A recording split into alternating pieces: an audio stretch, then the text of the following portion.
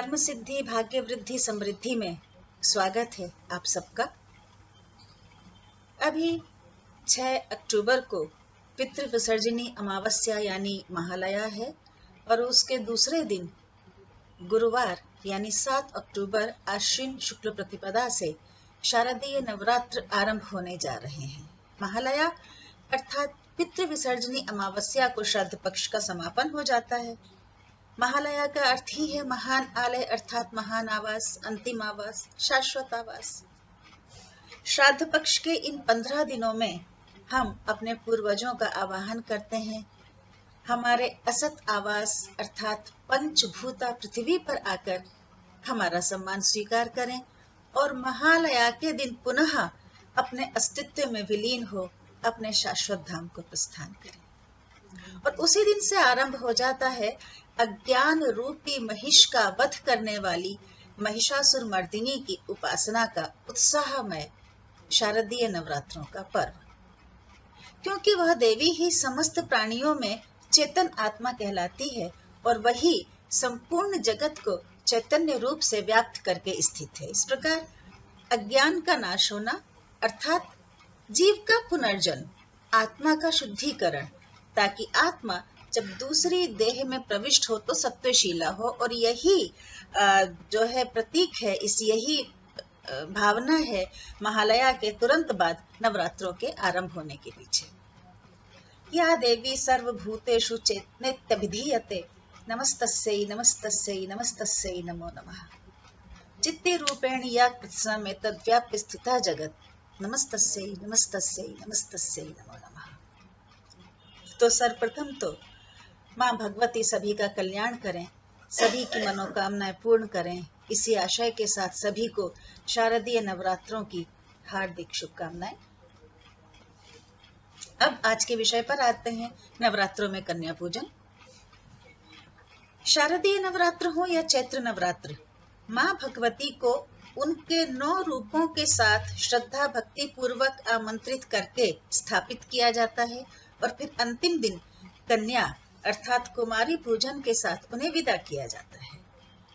कन्या पूजन किए बिना नवरात्रों की पूजा अधूरी मानी जाती है।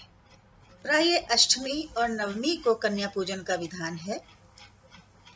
इस वर्ष 13 अक्टूबर को अष्टम और 14 अक्टूबर को नवम नवरात्र है, तो इन दोनों ही दिन कन्या पूजन किया जाएगा। हम बात कर रहे हैं कन्या पूजन की प्रासंगिकता के विषय में। देवी भागवत महापुराण में 2 वर्ष से लेकर के और 12 वर्ष तक की कन्याओं की पूजा के लिए, 10 वर्ष की तक की कन्याओं की पूजन के लिए पूरा एक विस्तार से विधान उपलब्ध है, जिसके विषय में हम अपने लेख में लिख रहे हैं। आप उसे हमारी वेबसाइट पर जाकर के पढ़ सकते हैं। बहरहाल इन 9 कन्याओं को नव दुर्गा की साक्षात प्रतिमूर्ति माना जाता है। इनकी मंत्रों के द्वारा पूजा करके, भोजन करा के, उपहार दक्षिणा आदि देकर इन्हें विदा किया जाता है। तभी नवरात्रों में देवी की उपासना पूर्ण मानी जाती है। साथ में एक बालक की पूजा भी की जाती है और उसे भैरव का स्वरूप माना जाता है और उसके लिए मंत्र है ओम ह्रीं बटुकाय आपद उद्धारणाय कुरु कुरु बटुकाय ते नमः।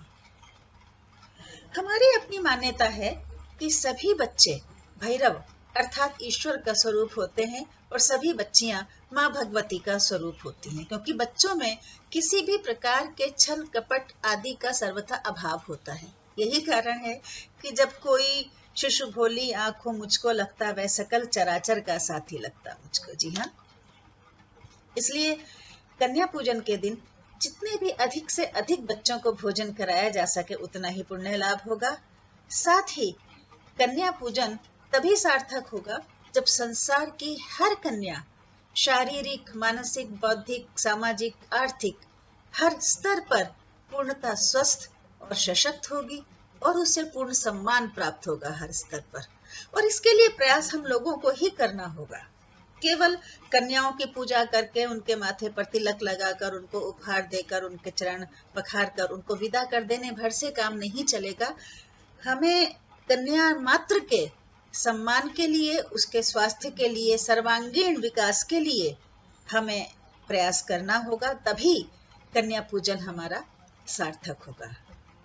तो अधिक से अधिक बच्चों को अष्टमी और नवमी तिथियों को भोजन कराते हुए पूर्ण हर्षोल्लास पूर्वक जगदम्बा को अगले नवरात्रों में आने का निमंत्रण देते हुए इस वर्ष विदा करेंगे, ताकि इस कामना के साथ कि माँ भगवती अपने सभी रूपों में जगत का कल्याण करें।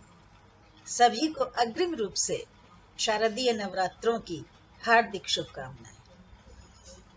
नमस्कार।